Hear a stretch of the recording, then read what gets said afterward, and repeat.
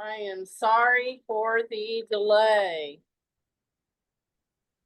This is Billy Elliott's case. It's a second or subsequent filing from a previous appeal mandate, but it is 2025 CV 239. Mr. Elliott is in KDOC custody, and he is appearing by Zoom. He is self-represented. The respondents are represented by Ms. Barash, and she appears. So at our last hearing,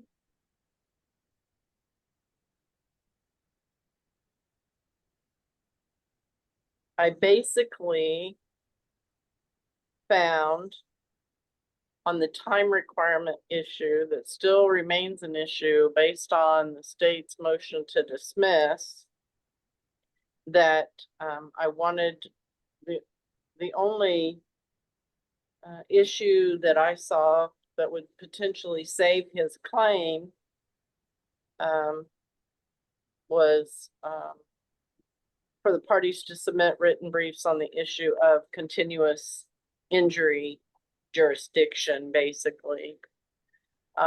After, and I've reviewed the defendant's supplemental brief, and I'm aware of Mr. Elliott's position. But I also found a case, which is Bonin, B-O-N-I-N versus Vanaman, Dr. Vanaman, V-A-N-N-A-M-A-N. It is Supreme Court case number 261 can 199. It is a 1996 case. I'm not, there's the Pacific site, 929P2D754. So it is it's not a new case, but I think the finding in that case was pretty clear, that the courts do not recognize, in cases of medical malpractice, the doctrine of continuing care. Now, I do believe this may have been a statute of limitations case, but nonetheless, I don't think that they have recognized continuing care kind of claim to subvert or trump any other statutory requirements as it relates to timing or tolling of the statute. So ultimately, I believe I have to grant the motion to dismiss, just a minute, of the state, which would make this right then for an appeal for the Court of Appeals or Supreme Court, wherever it ends up, to relook at these issues, not only based on the mandate, but based on the other arguments of Mr. Elliott, which I think he's preserved. Mr. Elliott, yes. I would like to state for the record, one, I did not get the brief from the defendants until the 6th of July. The KDOC documentation shows they got it on the 30th of June. I didn't get it until the 6th of July. I mailed in my response, the first one, on Wednesday of this week. While reading through my copy, I discovered a mistake between pages 6 and 7. I had swapped the pages somehow, so I corrected that mistake, recopied everything, and then mailed in a full another set of copies yesterday. My brief does not cover the continuing violation doctrine. I do not believe that applies. And also, I was not informed of this meeting until 10 minutes ago. I have no paperwork, no documentation, nothing to write with, nothing. I was just informed of this at 10 minutes to 11. Well, I set this hearing back on May 29th when you were present.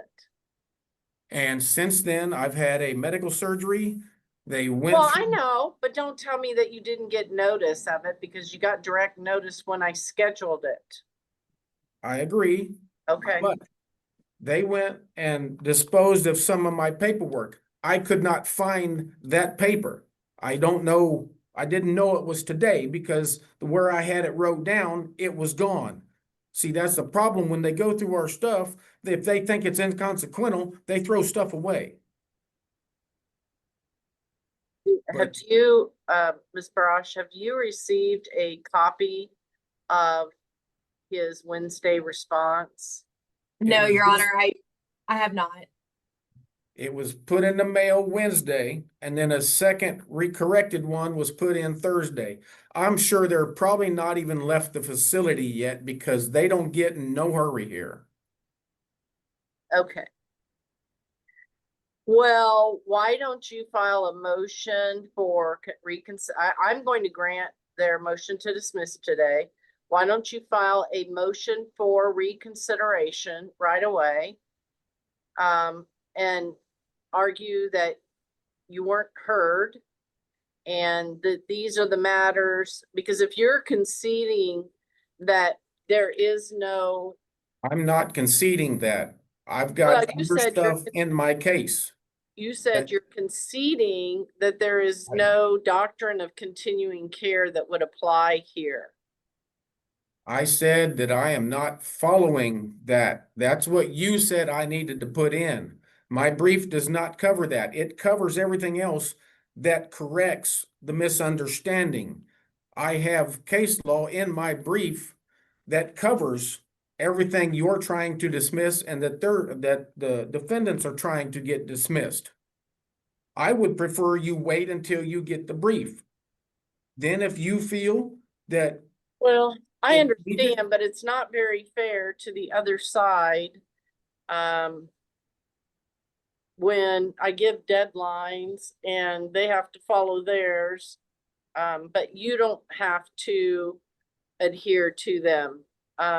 how can I hear to them when they give me the paperwork a week later than what I'm supposed to get it? I know, but you still didn't notify the court that you need an extension. So what is your position, Ms. Barash? Do you want the court to extend this for 30 days, allow him to respond and then make my ruling? It would be defendant's position that you are equipped to make your ruling today. I also cited the Bonin case in my brief that stands for the proposition that Kansas does not recognize the continuing treatment doctrine in the context of a medical malpractice case. And I believe that's all you need, or all you asked for at the last hearing to make your decision. But I think there's more grounds than just that, Your Honor. Well, I think I ruled in your favor in everything else but that. He does not believe it applies apparently, but he still wants to re-argue what he's argued previously. I'm not aware of any new rules of law or any defenses to the filing deadlines that you have presented to this point or can present. So I am going to dismiss it, and you can file a motion for reconsideration and ask the court to read the briefs and to reconsider its opinion, and I'll let you know on that. And you also have 30 days to appeal everything. So Okay? I've got to file a motion to reconsider and a motion to appeal at the same time. No, I'm saying in the alternative, you can just file your appeal and make your arguments to the Court of Appeals. that you have in whatever briefs you sent in terms of the issues that you feel like the court is not properly, or the rulings that the court is not properly made in your case. So you can do a motion to reconsider and I'll look at it and rule, and then you can appeal, or you can just decide to forget it and go ahead and file your notice of appeal and appeal this decision, which you've done before, you know how to do, and you were successful in taking it all the way up for an opinion from the appellate court. I know it wasn't favorable necessarily, but you know how to do it. So it's up to you, whichever you choose to do. But I am going to grant their motion to dismiss today. All right, we are adjourned. Thank you.